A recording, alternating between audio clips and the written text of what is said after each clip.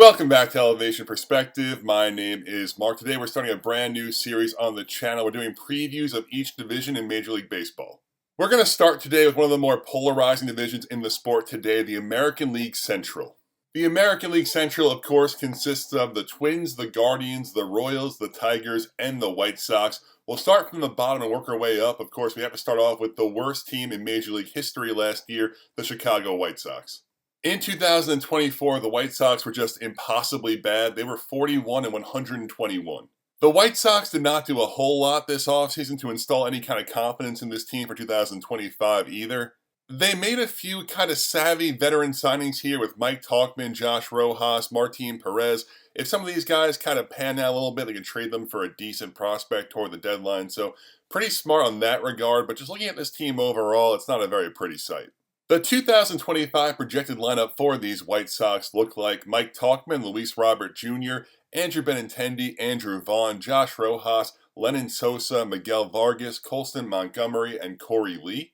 The White Sox are desperately hoping for a bounce-back campaign from Luis Robert Jr. to gain back some stock in his trade value and be able to move that asset. Benintendi is a tough player for them to move. He's still owed a lot of money, and he's not that player he was when they signed him to that big contract. And I do consider Andrew Vaughn at this point a Major League Baseball regular player. He's not a star, of course, not going to live up to that potential that he probably had when he first initially was drafted, but definitely a solid everyday regular for any Major League team. After those veteran guys, it gets pretty messy pretty fast here. I want to see them commit playing time to Miguel Vargas. Of course, he was a big-time hitting prospect with the Dodgers. They traded for him in the Michael Kopech trade. So I want to see the White Sox at least commit time to him, see what he is. And Colson Montgomery is a big-time shortstop prospect for the White Sox. I don't even think the lineup is that dreadful for the White Sox, but the rotation and bullpen certainly is. Looks like right now Martin Perez, Jonathan Cannon, Davis Martin, Sean Burke, and Bryce Wilson. And then a bullpen of just questionable names and I'm not sure if the everyday baseball fan has ever even heard of. It is certainly shaping up to be another very tough season for the Chicago White Sox. They are fully committed to this rebuild now, which is nice to see. Everyone to be in that tough spot of being in between, 1 foot in, 1 foot out. Right now on FanDuel, the over-under for wins for the Chicago White Sox is listed at 54.5 wins. I have to take the under there. That would insinuate they're only a 107-loss team. I think 110 losses easily for the Chicago White Sox group. And unfortunately, a 5th-place finish for the American League Central. Now is when things get a little bit harder. For these next 4 teams, the remainder of the American League Central, I think can really shape up any which way, but we'll give our best shot to kind of evaluate the teams in order. Talking about the Kansas City Royals next, had a very nice surprise season in 2024, making the playoffs, winning 86 games, but I was very let down with what they did this offseason. Coming right off that surprising, overachieving 2024 season for the Royals, they only really enforced their roster with Jonathan India, with Carlos Estevez, and bringing back Michael Wacha. Those are 3 nice pieces, but I feel like this team still leaves a lot to be desired. Looking at their lineup here, starts off with India, a very nice guy to bring in, really high on-base guy. Bobby Witt's a superstar. Vinny P and Sal Perez are really solid. After that, it gets pretty messy pretty fast. I know there's some kind of hype and upside in Michael Massey, but then you have Hunter Renfroe, MJ Melendez, Michael Garcia, and Kyle Isbell. There's just not a lot of offensive ability at all in those bottom 4 guys. The rotation is definitely the strength of this team with Cole Reagans and Seth Lugo positioned at the top. Michael Wacha, Michael Lorenzen, and Kyle Bubich as well. 3 really solid quality innings eaters in the middle toward the back end of the rotation as well. I think I definitely trust Cole Reagans at this point to be a true ace. Seth Lugo a little bit more dicey. 35 years old, kind of had a season out of nowhere. He's a quality Major League pitcher. I'm just not sure if he's a top 3 Cy Young finalist like he was last year. Then the bullpen is pretty strong as well. Like I said previously, bringing in Estevez was a nice move. Lucas Ursig last trade deadline as well. Hunter Harvey. Some hard-throwing guys in this pen to definitely back up the late innings. The pitching is strong, but I just keep going back to this lineup. I really don't like this lineup after Sal Perez. Like I said, Michael Massey might have some upside. He had flashes last year. He looked like a true hitter, but Hunter Renfroe is way past his prime. MJ Melendez is a guy who was a top prospect for a time, but he's now 26 years old. He's gotten a lot of time to kind of show something. He just has not done it. I wouldn't be surprised if Michael Garcia bounces back. He was a guy I was high on, had a really bad 2024 season. And then Kyle Isbell is a plus defensive center fielder, but can't really hit at all. The Kansas City Royals over-under for their win total right now on FanDuel is 82.5. I'm taking the under again ever so slightly. I see this team being about an 80-win team. just under 500. They're going to be competitive. They pitch really well. But like I keep repeating, I'm so worried about this lineup. If Bobby Witt misses a little bit of time, if he goes into a slump, this offense could truly be putrid. With that being said, I will take the under 82.5 wins for the Kansas City Royals. Next up on this list, the team I have finishing third in the American League Central, the reigning defending division champions, the Cleveland Guardians. In 2024, the Guardians won 92 games, had a very nice season before losing the American League Championship Series to the New York Yankees, and they went to this offseason, they only made their team worse. The two most notable moves the Guardians made were both subtractions, trading away Josh Naylor to the Arizona Diamondbacks and trading away Andres Gimenez to the Toronto Blue Jays. They replaced Josh Naylor with 39-year-old Carlos Santana. They look to replace Andres Gimenez with probably internal options. Of course, Travis Bazzana, their first overall pick last year, looks to be up probably sometime this year, if not next year. So that leaves them with a lineup of Steven Kwan, Kyle Manzardo, Jose Ramirez, Carlos Santana, Lane Thomas, Will Brennan, Juan Brito, Bo Naylor, and Brian Rocchio. I love Steven Kwan, a great high on-base percentage leadoff hitter for this team. Of course, Jose Ramirez is a superstar in this sport, one of the top 5 or 10 players in the entire league.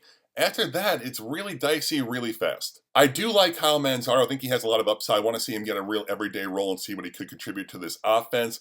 Santana's 39 years old, coming off a pretty good year, but you just wonder when the shoe will drop on that. Lane Thomas is an okay regular, more of a lefty specialist, but still pretty solid. And after that, Will Brennan, Juan Brito, Bo Naylor, Brian Rocchio. What are you getting from any of these guys? They have Jhonkensy Noel, Big Christmas on the bench here. I expect him to get some run. I'm not sure if he'll get an everyday role, but should get some playing time, have a lot of home runs there. But overall, when you already have a pretty lackluster lineup, you remove Gimenez and Naylor from it and don't bring any improvements, it's really tough to look at. Then you look at the Guardians' rotation, what was a strength for this team for years and years with Kluber and Carrasco, Bauer, Clevenger, Bieber. Currently looks like Tanner Bibby, Ben Lively, Gavin Williams, Luis L. Ortiz, and Tristan McKenzie. Bibby's very solid. These other guys I'm just not too sure about. They did re-sign Shane Bieber. He's expected to join this team around halfway through the season. Don't know what he is either at this point, so a lot of question marks around this group. The bullpen is certainly the strength of this team. This was the best bullpen in baseball last year, anchored by Emmanuel Clase. Cade Smith was a great rookie last year, Hunter Gaddis. They brought in Paul Sewald. It could be a nice bounce-back candidate. They have Tim Herron as well. A really strong group of relief pitchers for this team. As of right now, the Guardians' win total on FanDuel is sitting at 82.5.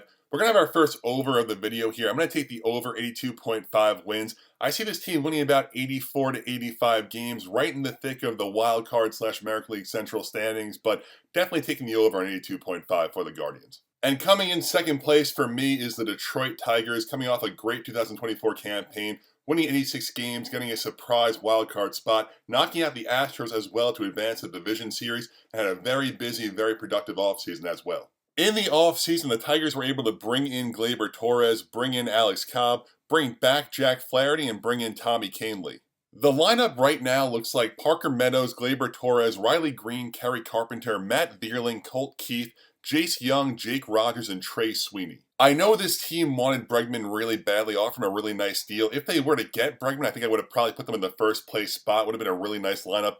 Right now, it leaves a little bit to be desired. I think they definitely need something big from these kids and Colt Keith, Jace Young, and Trey Sweeney toward the bottom, but the top is pretty solid here. I like Parker Meadows and Gleyber Torres as a nice addition to bring in. I'm very high on both Riley Green and Kerry Carpenter. Matt Vierling is a solid everyday regular player. The lineup does have question marks toward the bottom like most lineups do in baseball, but if some of these young guys can take that next step forward, it could be a very competitive lineup. The pitching staff is the strength of this team, starting things off here with the rotation, anchored by the Cy Young winner, Tarek Skubal, Jack Flaherty, who absolutely thrived for the Tigers before being traded to the Dodgers. Reese Olson's a quality arm. Casey Mize is a guy with big potential. And Jackson Jobe is currently the top pitching prospect in baseball, not named Roki Sasaki. So like I said, a very solid group of pitchers here. Good depth as well. They have Kenta Maeda still in this bullpen. They do have the previously mentioned Alex Cobb, who is going to start the year on the injured list with a hip issue, but he should come back to contribute at some point throughout the year. Definitely a strong rotation. The Tigers relied so heavily on this group of relievers in 2024, especially in the playoffs, to get to where they got. Not a lot of household names in this group, but some really solid, hard-throwing pitchers. Jason Foley throws a sinker up to 100 miles per hour. Bo Brisky had a really nice campaign as well. Tyler Holton from the left side is a very tough at-bat. Tommy Kahnle, the changeup specialist brought over from the Yankees. Will Vest as well is very solid. Just a bunch of really solid, hard-throwing pitchers. Right now, the Tigers' win total on FanDuel looks like 83.5 wins. I am taking the over here as well. Ever so slightly, I see this Tigers team winning anywhere between 84 to 87 wins, right in the thick of the American League Central picture. And the team I am projecting to win the American League Central in 2025 is the Minnesota Twins. The Twins had a very rough 2024 season, especially toward the end, having an absolutely brutal September. But I still look at this roster up and down, front to back, and see the most talent of any group in this Twins team. The Twins certainly did themselves no favors this offseason. It was very quiet, only brought in the likes of Ty France, Harrison Bader, and Daniel Colomé. But even with that quiet offseason, I look at this Twins lineup here with Matt Wallner, Carlos Correa, Byron Buxton, Trevor Larnach,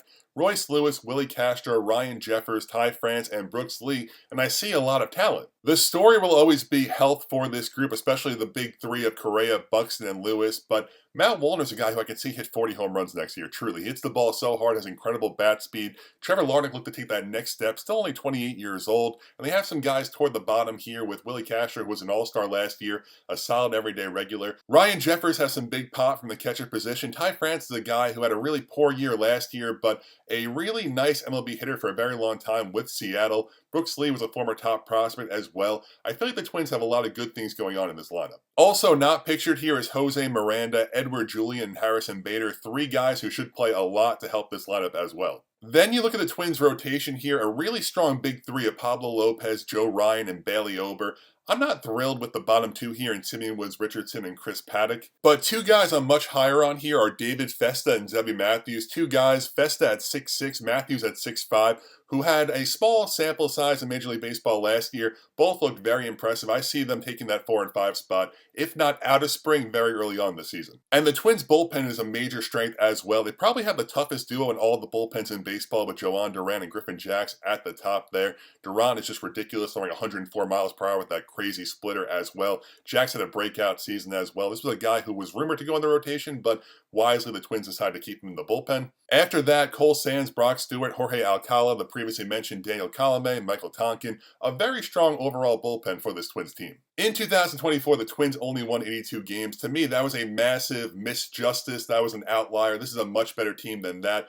Currently on FanDuel, looks like 83.5 wins is the win total. I am hammering the over there. I think this is probably a 88-ish win team, hovering right below the 90 mark. This is a really good team in my opinion. I think they're definitely going to win more than 83.5 games, and I have them winning the American League Central. And that is the American League Central preview here. To recap, in 5th place we have the White Sox, 4th place the Royals, 3rd place the Guardians, 2nd place the Tigers, and 1st place the Minnesota Twins. Hopefully everyone enjoyed this video, and thank you so much for watching.